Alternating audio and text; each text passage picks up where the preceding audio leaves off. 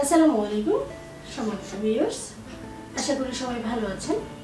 আমি ডাক্তার আকলিমা আক্তার। আজকে যে বিষয়টি নিয়ে আলোচনা করব সেটি হচ্ছে থ্রেটেন্ড অ্যাবর্শন। অনেক সময় 2-3 মাসের গর্ভবতী যে মায়েরা তারা অনেক সময় দেখা যায় একটু কমপ্লেন করে যে তার একটু ব্লিডিং হচ্ছে বা একটু লাল স্রাব বা একটু বাদামি রঙের স্রাব যাচ্ছে, এই ধরনের কিছু কমপ্লেন করে। তখন সেটাকে আমরা বলছি থ্রেটেন্ড অ্যাবর্শন। এবং পেশেন্ট আমাদের কাছে আসার পর আমরা আল্ট্রাসোনোগ্রাফি করে দেখি যে বাচ্চাটির হার্টবিট আছে কিনা। যদি হার্টবিট চলে আসে তাহলে সেক্ষেত্রে আমরা তাকে চিকিৎসা দিই এবং সাথে কিছু অ্যাডভাইস দিয়ে থাকি।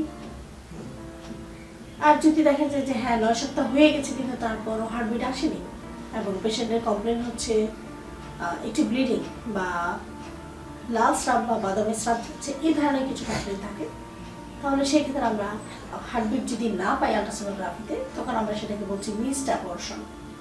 মানে বাচ্চাটি নষ্ট হয়ে গেছে, সেক্ষেত্রে ডিএনসি করে ফেলতে হবে।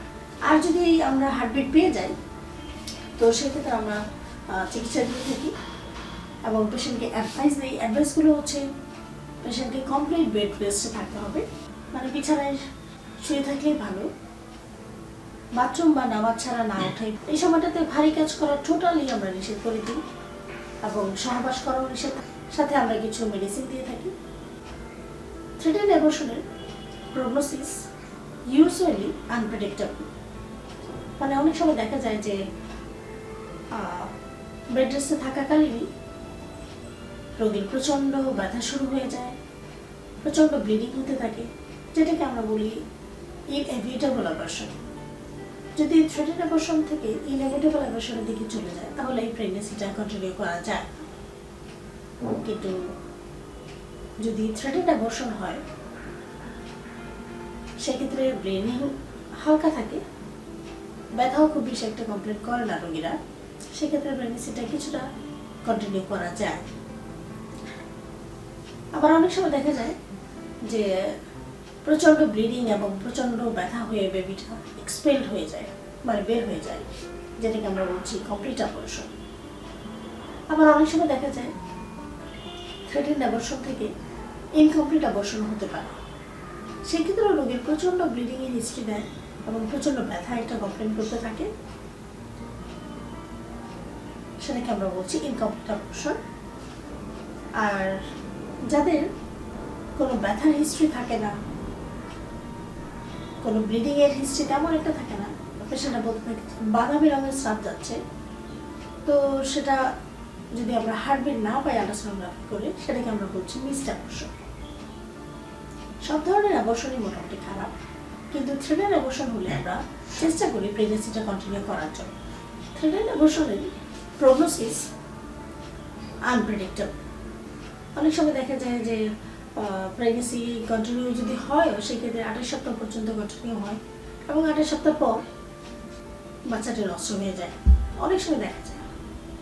আবার কিছু কিছু ক্ষেত্রে দেখা যায় যদি নষ্ট নাও হয় সেক্ষেত্রে ওই মায়ের প্লাসেন্টা প্রিভিয়া হওয়ার সম্ভাবনা অনেক বেশি থাকে, প্রিটার্ম লেবার হওয়ার সম্ভাবনা থাকে, মানে সময়ের আগে ডেলিভারি ব্যথা শুরু হয়ে যাওয়ার একটা সম্ভাবনা থাকে।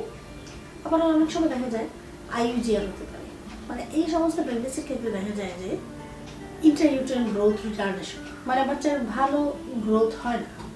আবার অনেক সময় দেখা যায় যে না, কিছুই হয় না, আল্লাহর রহমতে একদম শেষ সময় পর্যন্ত ভালোই থাকে। তো ভিউয়ার্স, যদি আপনাদের কারো এই ধরনের সমস্যা অ্যারাইজ 2-3 মাসের মধ্যে যদি দেখা যায় যে ব্লিডিং হচ্ছে বা 2-3 মাসের মধ্যে যদি বাচ্চা নষ্ট হয়ে যায়, তো সেই ক্ষেত্রে মন খারাপ না করে চিকিৎসা নিয়ে নেওয়া উচিত, পরবর্তী প্রেগনেন্সির জন্য প্রিপারেশন নেওয়া উচিত। কারণ প্রথম 3 মাসের মধ্যে যদি ব্লিডিং হয় বা বাচ্চা নষ্ট হয়ে যায় তো সেক্ষেত্রে আমার মনে হয় যে এই ধরনের প্রেগনেন্সিগুলো কন্টিনিউ না করাই ভালো। যদি নিজে নিজে হয়ে যায় তো আলহামদুলিল্লাহ, আর যদি নিজে নিজে নষ্ট না হয় বা এক্সপেলড আউট না হয় তো সেক্ষেত্রে ডক্টরের পরামর্শ নিতে হবে। আর থ্রেটেন্ড অ্যাবর্শন হলে তো আমরা অবশ্যই চেষ্টা করব যে প্রেগনেন্সিটাকে কন্টিনিউ করার জন্য, যদি কন্টিনিউ হয় আলহামদুলিল্লাহ, আর যদি কন্টিনিউ না হয় ভিউয়ার্স মন খারাপ না করে পরবর্তী প্রেগনেন্সির জন্য প্রিপারেশন নেবেন। ধন্যবাদ সবাইকে।